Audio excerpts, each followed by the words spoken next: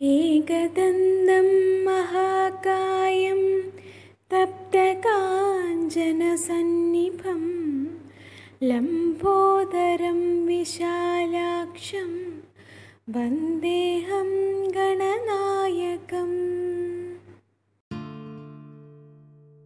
എല്ലാവർക്കും നമസ്കാരം. എല്ലാവർക്കും നല്ലൊരു ദിവസം ആശംസിക്കുന്നു.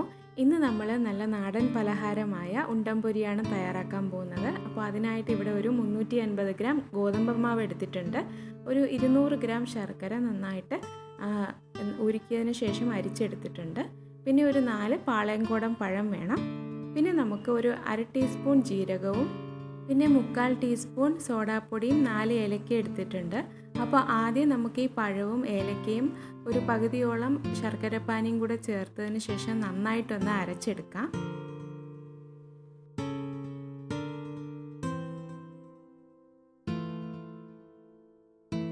അപ്പോൾ നമ്മളിത് നന്നായി അരച്ചെടുത്തിട്ടുണ്ട്. ഇനി നമുക്കിത് മാവിലേക്ക് ചേർക്കാം.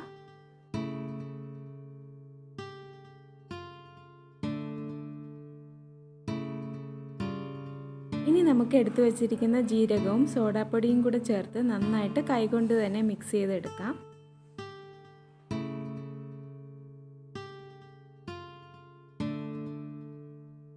നമ്മൾ നേരത്തെ ബാക്കി വെച്ചിട്ടുള്ള ശർക്കരപ്പാനിയും കൂടെ ചേർത്ത് ഇതുപോലെ കുറച്ച് കുറച്ചായിട്ട് ചേർത്തതിന് ശേഷം നന്നായിട്ടൊന്ന് യോജിപ്പിച്ചെടുക്കാം.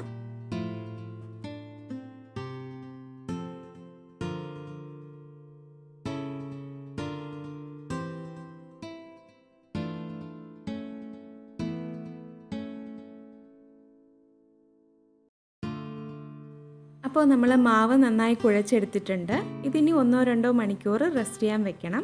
മിനിമം 1 മണിക്കൂറെങ്കിലും വെക്കണം, മാവൊന്ന് പരുവമായി വരാനായിട്ടാണ്. അപ്പോൾ ഇപ്പോൾ 1 മണിക്കൂർ കഴിഞ്ഞിട്ടുണ്ട്.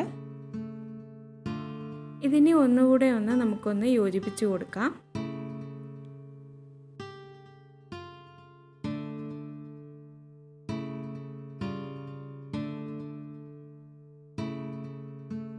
നമ്മൾ നേരത്തെ എണ്ണ ചൂടാൻ വെച്ചിട്ടുണ്ടായിരുന്നു. അപ്പോൾ നല്ല ചൂടായ എണ്ണയിലേക്ക് നമ്മൾ ഇതുപോലെ കൈകൊണ്ട് ഓരോന്നായിട്ട് ഇട്ട് കൊടുക്കാം.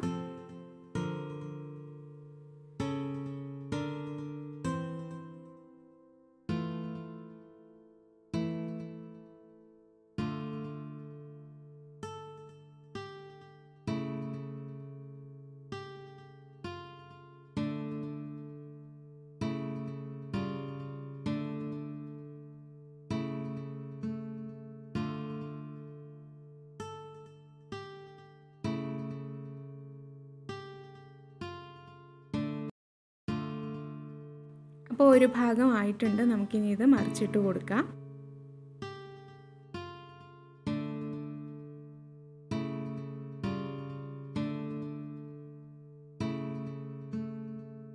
അപ്പോൾ നമ്മുടെ സ്വാദിഷ്ടമായ ഉണ്ടംപൊരി തയ്യാറായിട്ടുണ്ട്.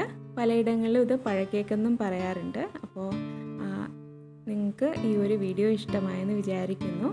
ഇഷ്ടമായാൽ ലൈക്ക് ചെയ്യാനും ഷെയർ ചെയ്യാനും അതുപോലെ തന്നെ സബ്സ്ക്രൈബ് ചെയ്യാനും മറക്കരുത്. അപ്പോൾ ഇനി അടുത്ത നല്ലൊരു വീഡിയോയുമായി കാണാം. എല്ലാവർക്കും നന്ദി. Thank you.